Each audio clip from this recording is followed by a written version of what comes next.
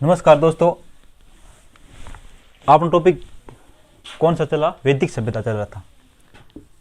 वैदिक सभ्यता, ठीक है। वैदिक सभ्यता, वैदिक सभ्यता में ऋग्वैदिक काल और उत्तरवैदिक काल हमने पढ़ लिया था। जो ऋग्वैदिक काल था जो 1500 से 1000 ईसा पूर्व तक था, और उत्तरवैदिक काल था जो 1000 से 600 ईसा पूर्व तक था। और आज अपन आश्रम के बारे में पढ़ेंगे। आश्रम, आश्रम, ठीक है। यानी आश्रम कितने प्रकार के थे? तो छंदोग्य उपनिषद में, छंदोग्य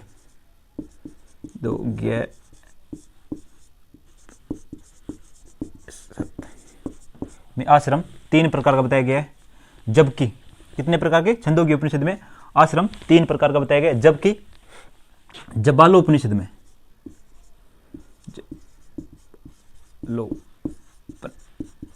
जबालोपनिषद में आश्रम को 4 प्रकार का बताया गया, ठीक है। जो आज हम पढ़ांगा, ठीक है। आश्रम कितना प्रकार बताया है जबालोपनिषद में? जबालोपनिषद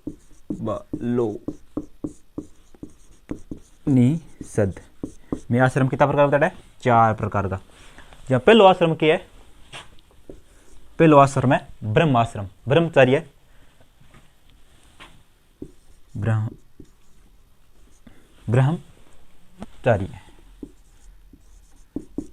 ब्रह्मचर्य, कौन सा? ब्रह्मचर्य आश्रम, ठीक है। जो जन्म से 25 वर्ष तक था। जन्म से 25 वर्ष तक, या 0 वर्ष से 25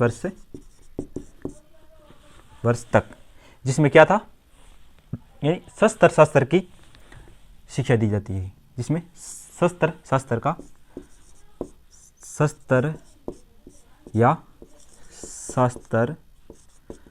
का ज्ञान कराया जाता था। जिसमें यानी युद्ध कला सिखाई जाती थी, या शास्त्र यानी वेदों का अध्ययन कराया जाता था, ठीक है।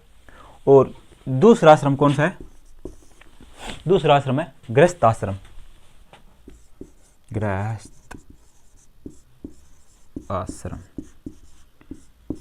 गृहस्थ आश्रम जो 26 वर्ष से 50 वर्ष तक था। 26 वर्ष से लेकर 50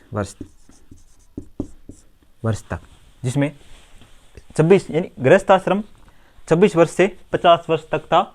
जिसमें क्या है? संतानोत्पत्ति या घर गृहस्थी जीवन को चलाना था। घर गृहस्थी, जिसमें क्या था? घर गृहस्थी, गृहस्थी या संतानोत्पत्ति, ठीक है। जिसमें क्या था? संतानोत्पत्ति। और तीसरा आश्रम कौन सा है? तीसरा आश्रम है वानप्रस्थान आश्रम। वानप्रस्थान आश्रम ये था 51 वर्ष से 75 वर्ष तक। 51 वर्ष से लेकर 75 वर्ष के जीवन काल में, यानी 51 वर्ष से लेकर 75 वर्ष के जीवन काल तक वानप्रस्थान आश्रम था। जो परिवार से नाता तोड़ लेते थे और समाज से जोड़ना। परिवार से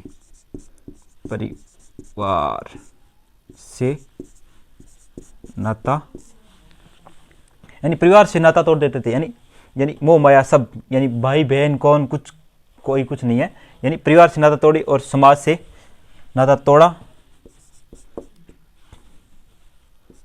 तोड़ना, और वह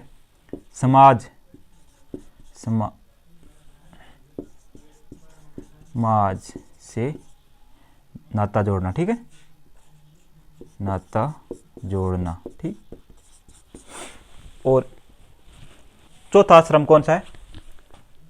चौथा है संन्यास, संन्यास आश्रम, ठीक है, संन्यास आश्रम, जो 75 वर्ष या 76 वर्ष से 75 वर्ष से लेकर मृत्यु तक, 100 वर्ष या मृत्यु तक के जीवन काल को, मृत्यु तक के जीवन काल को हम संन्यास आश्रम में, जन्म से 76 वर्ष से 100 वर्ष या मृत्यु तक के जीवन काल को संन्यास आश्रम कहा गया। इसमें क्या था? मोक्ष प्राप्ति के लिए प्रयत्न करता था व्यक्ति। क्या करता था? मोक्ष प्राप्ति के लिए, मोक्ष प्राप्ति के लिए प्रयत्न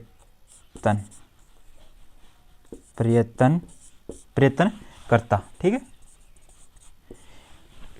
यानी दूसरा देख लिया ब्रह्मचर्य आश्रम, जो जन्म से 25 वर्ष तक था, इसमें शस्त्र शास्त्र का अध्ययन किया जाता था।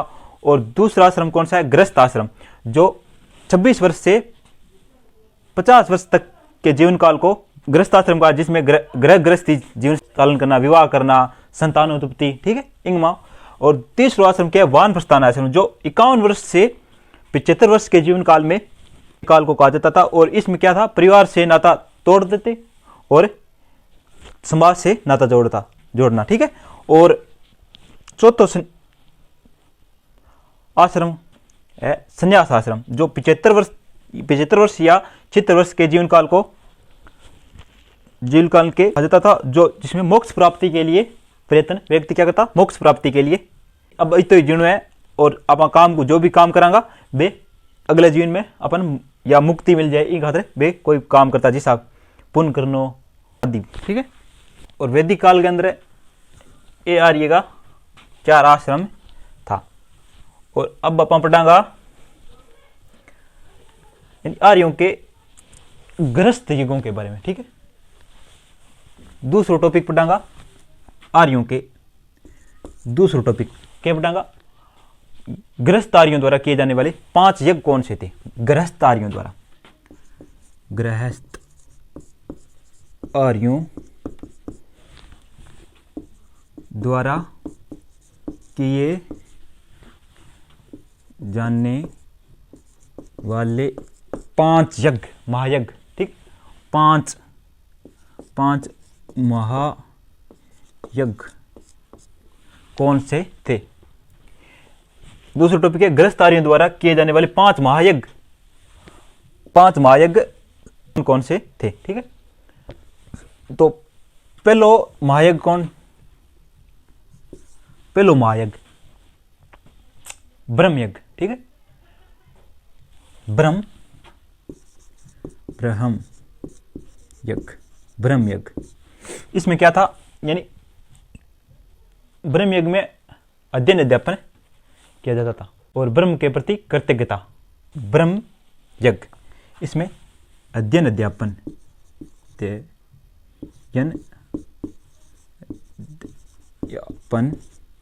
और ब्रह्म के प्रति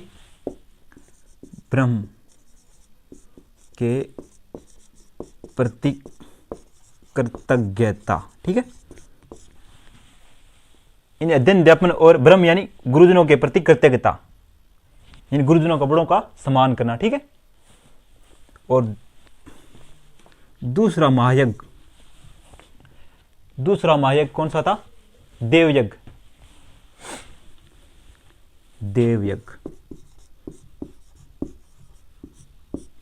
इसमें क्या था कि इसमें देवताओं की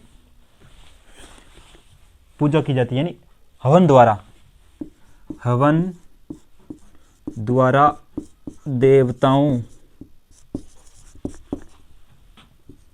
की पूजा अर्चना करना, ठीक है, हवन द्वारा देवताओं की पूजा अर्चना करना। और तीसरा यज्ञ क्या था? पितृयज्ञ। ठीक है, तीसरा यज्ञ क्या था? पितृयज्ञ।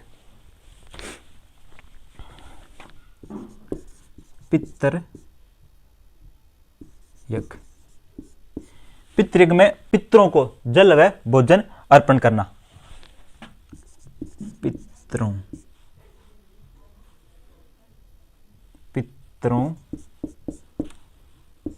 को जल व भोजन अर्पण करना। पितरों को भोजन व जल अर्पण करना। ठीक है, और चौथा महायज्ञ कौन सा था? यह था मनुष्य यज्ञ। मनुष्य यज्ञ, इसमें क्या था? ये अतिथि सत्कार, यानी अतिथि देवो भव। वैदिक सभ्यता में यानी अतिथियों का सत्कार करते थे।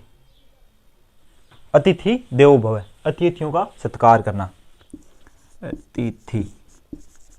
अतिथि सत्कार करना, यानी कोई भी घर पर आ गया तो उसका यानी सत्कार करते थे। पांचवा महायज्ञ कौन सा था? पांचवा महायज्ञ भूत यज्ञ।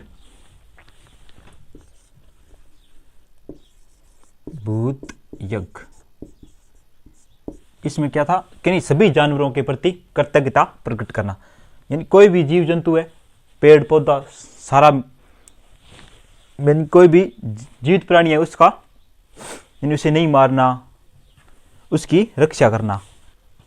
ठीक है, प्रकृति में कोई भी पेड़ पौधा, जीव जंतु, उसकी उन सभी का रक्षा करना या उन्हें मारना ना। ठीक है, भूत यज्ञ सभी जीवों के प्रति कृतज्ञता या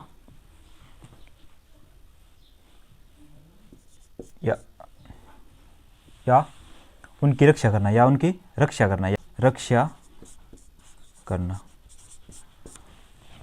और गृहस्थ आर्यों द्वारा किए जाने वाले 5 महायज्ञ कौन से थे? यानी ब्रह्म यज्ञ, इसमें अध्ययन अध्यापन और ब्रह्मा के प्रति यानी गुरुजनों के प्रति कृतज्ञता यानी उनकी आज्ञा का पालन करना। और दूसरा यज्ञ कौन सा था? देवयज्ञ, जो हवन द्वारा देवताओं की पूजा अर्चना करना। और तीसरा यज्ञ है पितृयज्ञ, जो पितरों को जल अर्पण करना। ठीक है, पितरों को यानी मरने के बाद उनकी मोक्ष प्राप्ति के लिए या उन्हें याद किया जाता था। ठीक है, और मनुष्य यज्ञ, जो अतिथि सत्कार करना, यानी अतिथि देवो भव, अगर कोई भी व्यक्ति घर पर आ जाए तो उसका सत्कार करना। और भूत यज्ञ, जो सभी जीवों के प्रति कृतज्ञता या उनकी रक्षा करना। ठीक है, फिर पढ़ांगा आप ऋण कितने प्रकार के थे।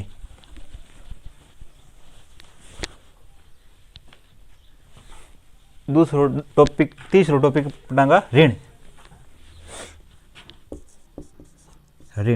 ठीक है, तीसरा टॉपिक डालिए ऋण कितने प्रकार के थे? 3 प्रकार के थे। ऋण 3 प्रकार के थे। ठीक है, ऋण कितने प्रकार के थे? 3 प्रकार के। पहला ऋण है ऋषि ऋण।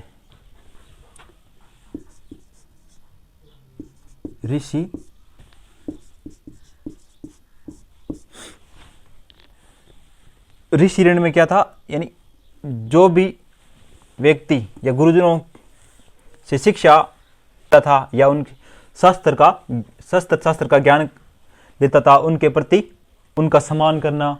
और दूसरा ऋण पितृ ऋण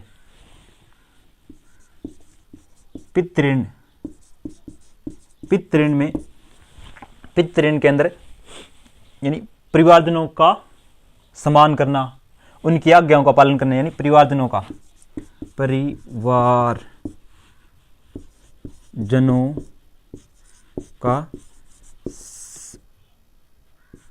सम्मान करना या बड़ों की आज्ञाओं का पालन करना। ऋषि ऋण यानी गुरुओं का आदर करना, गुरुओं का आदर करना, ठीक है। और तीसरा ऋण देव ऋण। तीसरा ऋण कौन सा है? देव ऋण। देव ऋण में क्या था? यानी देवताओं की पूजा करना या यानी देवताओं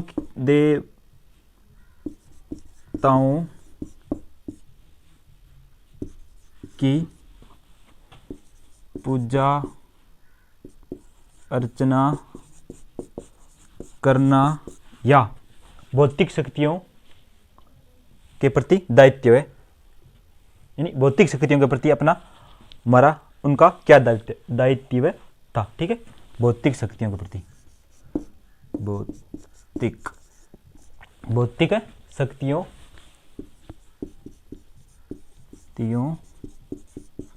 के प्रति आर्यों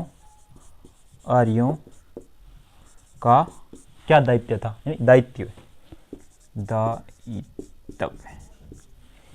ठीक है।